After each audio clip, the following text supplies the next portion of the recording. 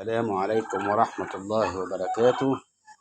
رب اشرح لي صدري ويسر لي أمري واحلل عقدة من لساني يفقه قولي. جمعة طيبة مباركة عليكم يا رب انتوا كل حبايبكم.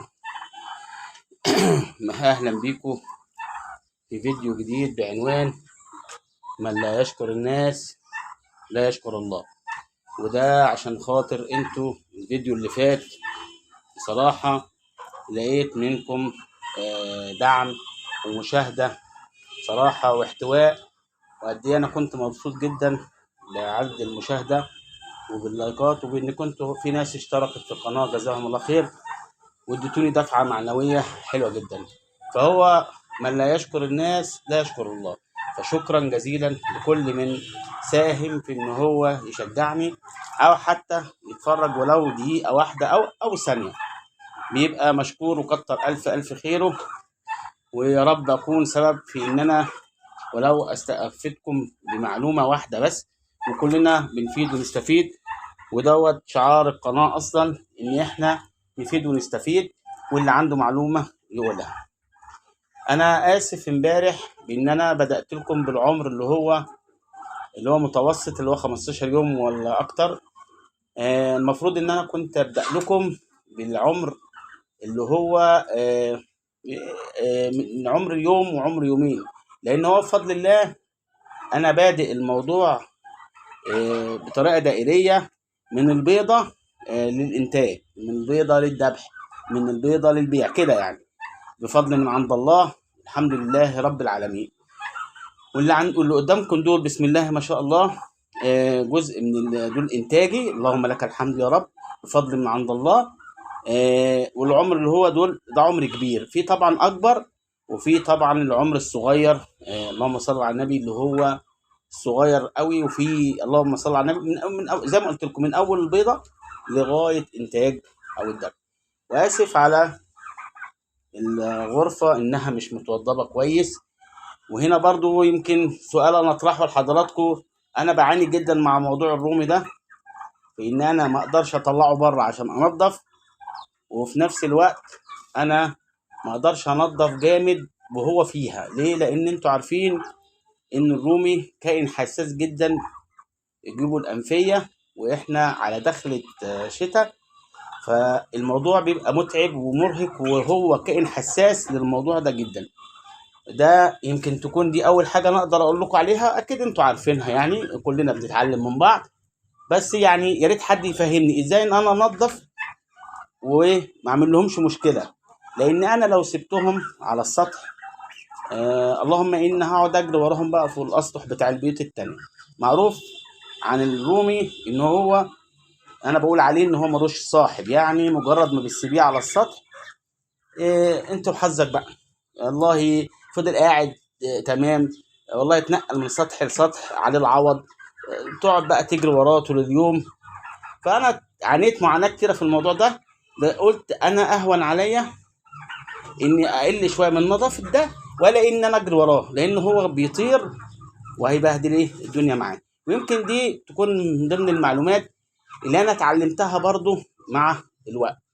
فانتوا زي ما حضراتكم شايفين انا الحمد لله اقول لكم نبذه برضو عن اللي انا بعمله.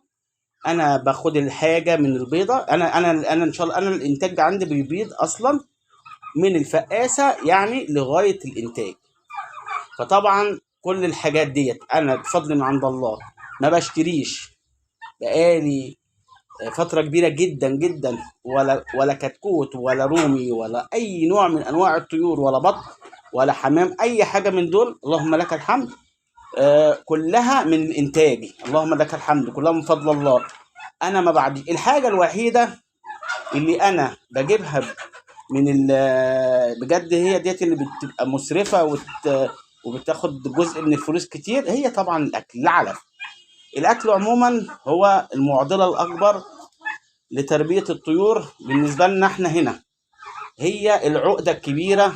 الموضوع ده مهما كنت كسبتي او ربنا كرمك بالمشروع والخرج بتاع الرومي ده، هتلاقي ان الهامش الاكبر للربح يروح للعلف. وده برضو من ضمن اللي احنا بنقوله ان احنا نعلم بعض. فانا من فضل من عند الله برضو عندي توليفة كويسة جدا وموفرة الضعف او اكتر كمان من الضعف. ولو حصلت فانتوا باذن من عند الله هتشوفوا هامش الربح عندكم هيبقى في تزايد. الحاجة التانية برضو ان التوليفة اللي انا عاملها لا تقل بروتين ولا تقل كالسيوم ولا تقل فيتامينات ولا تقل حاجة من العلفة الطبيعية، عشان ما نبقاش بنصلح حاجة ونبوظ حاجة تانية. الحاجة التانية اللي انا عايز اقول لكم عليها، حضراتكم لو تاخدوا بالكم هتلاقوا فراخ هندي وفراخ فيومي وفراخ بلدي حر وفراخ فيومي، كل ده متربيين مع بعض، ومع انهم اعمار مختلفة ولكن مش بيعملوا شراسة مع بعض ولا بيضربوا بعض. وده برضو من ضمن فضل الله انا بقيت اعمله وازاي باهلهم، لان لو انتوا عارفين لو دخلتوا طائر غريب ده عن ده فرق السن اللهم ان هتلاقوه جثه هامده، واحنا عارفين كده كويس. فانا برضو ديت من ضمن المعلومات اللي باذن الله هقول لكم عليها ازاي تاهلوا الطير انه يتعايش مع بعضه، ولو حتى فرق العمر من بعض كبير. يعني حضراتكم لو هتبصوا هتلاقي دي صغيره قوي اهي، ايه اللي انا عامل عليها دي دي صغيره قوي، والله اكبر. بصوا ده الله اكبر تبارك الرحمن، او ده الله اكبر تبارك الرحمن كبير. فالدول لو انتوا جبتوهم على الطبيعي هيموتوا بعض، ده هيعمل معاه الجلاشه زي ما بيقولوا، هيموتوا. فطبعا لازم له توليفه وان احنا نأهله، وده الحمد لله بفضل عن الله هقوله لكم برضو في اللي جاي ان شاء الله. احنا لينا لقاءات تانية باذن الله وهنتعلم حاجات كتيره باذن الله. انا بس مش عارف تطويل الفيديو ده، انا مش عايز اكون ضيف تقيل عليكم، وعندي معلومات كتيره، وفي نفس الوقت خايف ان الفيديو يبقى كتير عن الحد وتيجوا تزهقوا. على العموم انا بفضل من عند الله اخر الكلام عشان بس ما تزهقوش من الفيديو، ان الحاجات ديت كلها انا بعرضها برضو عن طريق قناه للبيع. فبرضو اللي بيبقى عايز شيء يقول، وبفضل من عند الله الاسعار غير. يعني حضراتكم قبل ما اسالوا السعر الاول من بره، ولو السعر من بره بايا كان انا باذن من عند ربنا عشان خاطر اللي بيبقى موجود في القناه هيبقى ليه سعر مختلف، مش النهارده بس ولا بكره بس، على طول الوقت باذن من عند الله، كله باذن الله يرزق من فضله. فانا اديتكم جزء بسيط قوي المعلومه اصلا، ولب الموضوع لسه ما حكيتلكوش فيه حاجه، بس ده كان حاجه بسيطه كده، انا بس بدات ان انا ادردش معاكم فيها. وبرضو شكر للناس اللي دعمتني والناس اللي شجعتني والناس اللي اتفرجت وضيعت جزء من وقتها عشان تسمع كلامي المتواضع. جزاكم الله عنا كل خير، واشوفكم في فيديو جديد ان شاء الله، والسلام عليكم ورحمه الله وبركاته.